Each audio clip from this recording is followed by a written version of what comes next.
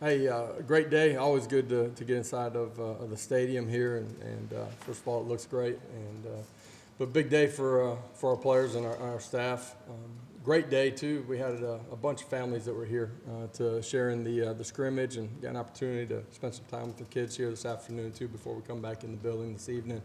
Excited about them, getting a chance for myself and our staff to see them as well. So I thought there were a bunch of positives today in the scrimmage. I thought played cleaner, both sides of the football, executed. Thought just, alignment, assignment, eyes on keys, being lined up, ready to go on the defensive side of the football, tackling in space. Thought we did a much better job in those areas than we did in the first scrimmage. And offensively, at times, we're efficient and played with great pace and handled the communication side of it at a really high level too. So a bunch of positives. I know there'll be a bunch of things that we need to clean up too as we go back and watch the tape this afternoon. Questions? We'll start with Jim. Josh, a couple things. How do you see the left tackle battle going right now? Yeah, it's been back and forth a little bit through training camp. You guys have heard me say this. At the end of the day, we're going to need both of them, all of them. And it just, you experienced last year injuries, and that's true at the tackle spot. It's true on all 5 spots. Those guys are continuing to compete. That's not going to stop after today. That will happen all the way up until kickoff. Anticipate both of them playing during the course of the football game throughout the season, and certainly in week 1. Who gets a majority of that or what the percentage breakdown is, we'll continue to evaluate as we go through.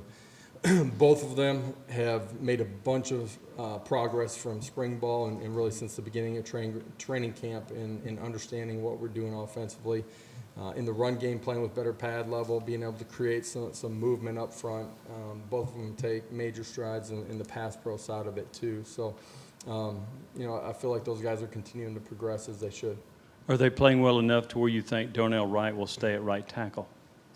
Yeah, at this point, we plan to keep Darnell at the right side. Adam?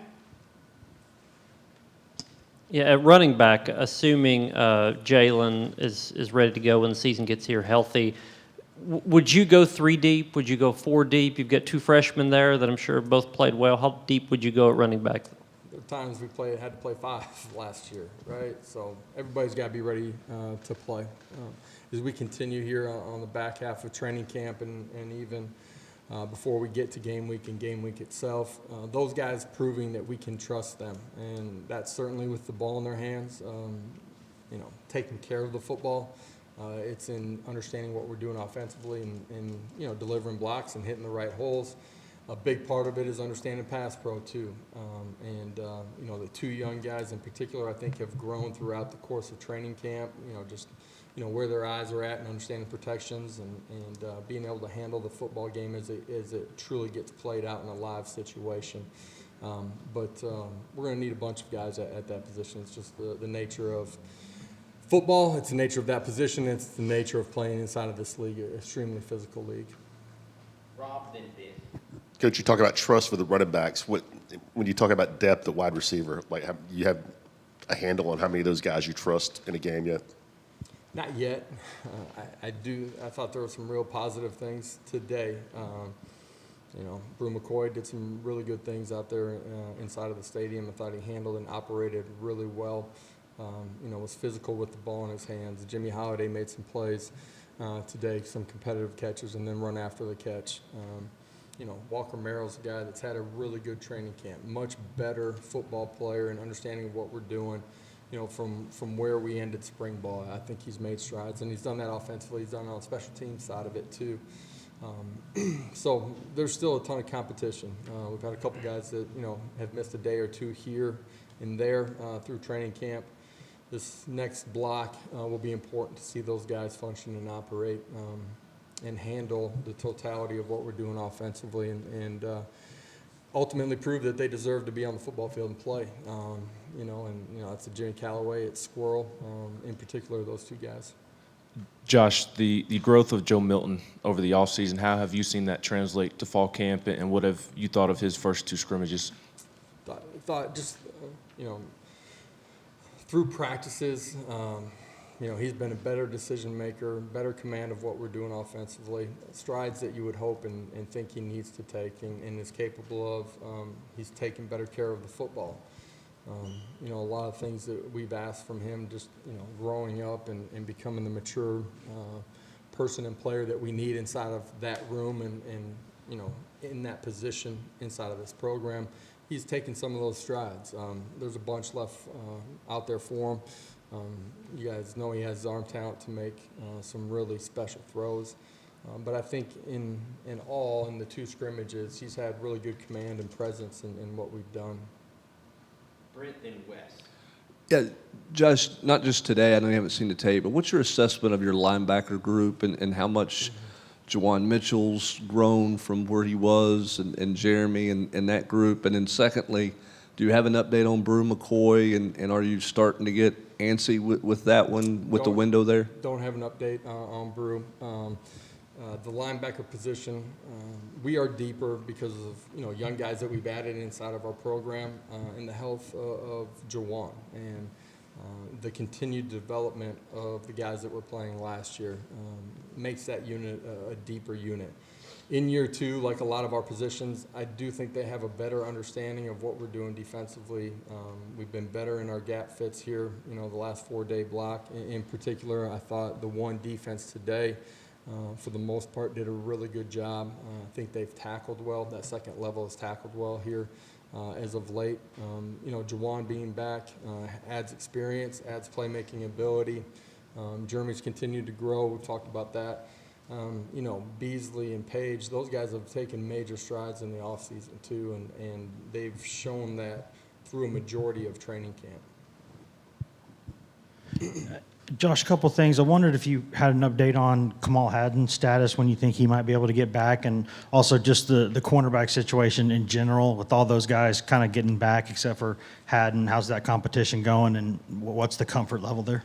Yeah, I want to see the tape today for me to make a comment on, how they played today. Overall, I think, they've done a better job of, the 50-50 balls down the football field, being calm, not panicking, playing the football and the wide receiver. They've done a good job in their fits and some of our pressures and things that we've done. Kamal, I anticipate being able to get some reps here over the next 4-day block. It'll be good to see him back on the field for us.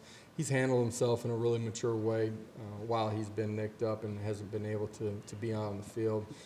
Been purposeful in the way he's approached meetings, practice, essentially has a plan of coaching guys up during the course of the practice. So I think his engagement has allowed him to continue to grow. Obviously, you want those real reps and anticipate being able to get those this next block with him. Warren Burrell's had a really steady, good camp. Rucker coming back healthy. I feel like he's playing his best football right now as well. There's a ton of competition right there at that position, and that's some young guys that have gotten here, guys that have been around this program for a couple of years too. So excited to see that continue to play out, and obviously I want to see the tape today from those guys too. Austin and Eric. 2 things. So we talked to Jalen Hyatt and Walker Merrill the other day, and Jalen specifically talked about all the praise and preseason's great, but you got to prove it on the field. Then Walker talked about I'm just tired of not playing. I want to he's motivated to get on the field. When you hear that kind of competitiveness and mentality, what's that mean to you as a coach, and what do you like about that type of mindset? Yeah, that's the truth, though, right? Jalen's comment about and preseason stuff doesn't matter, whether that's rankings or praise of players, whatever. At the end of the day, we all got to go prove it, and game day's approaching for us. So I like the mentality that, he's going to be purposeful in the way he approaches it, and our team will be too. I really believe that. For Walker, those are 2 great examples of guys that, since we've gotten back from bowl game, and really even before that, just like, this is where I'm at. This is where I got to get to, having a plan of how I'm going to do that every single day. Those guys are pros in the way that they've approached every day in the building, man. They're competitive.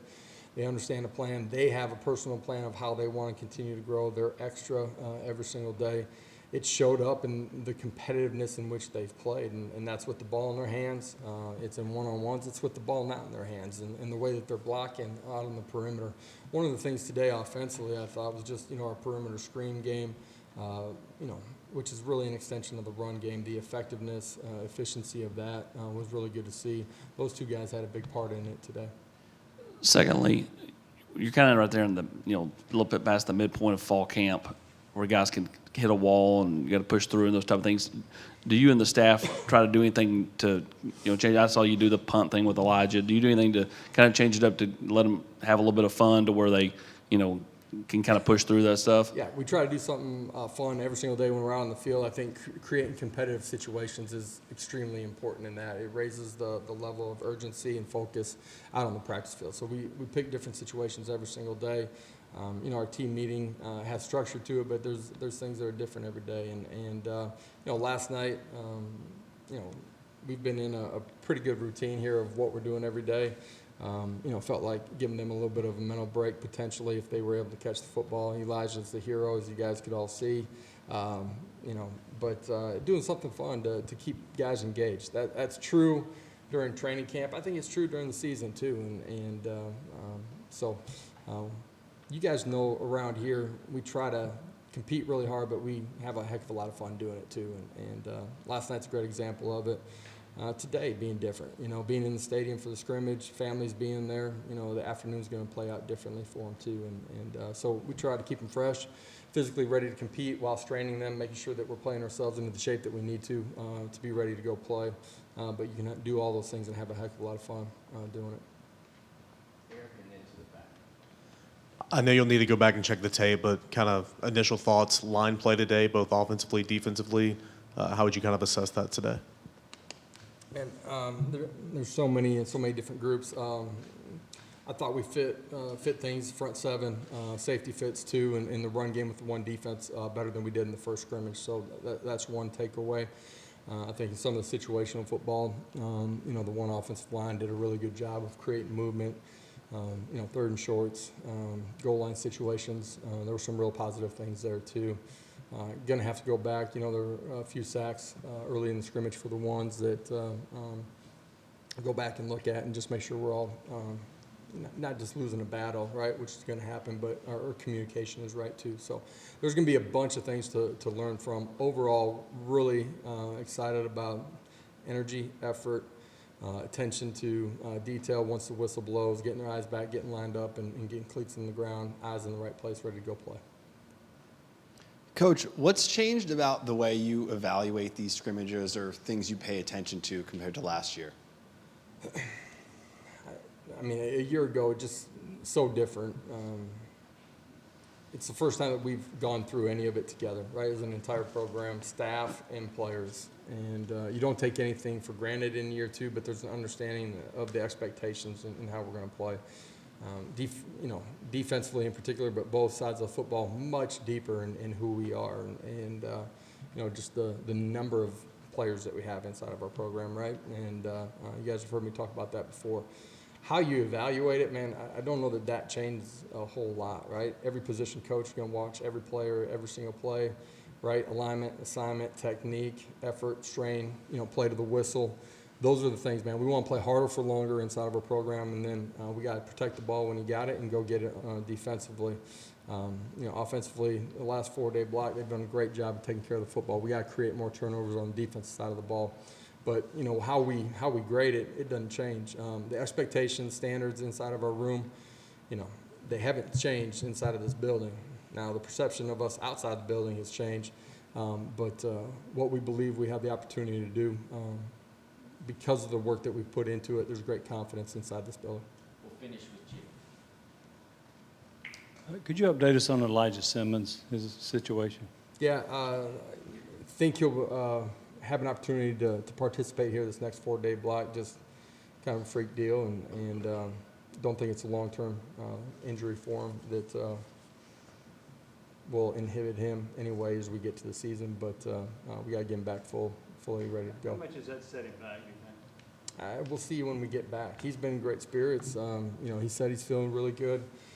We'll figure out here as we get back on the grass here in a couple days. Thank you. Thanks, guys.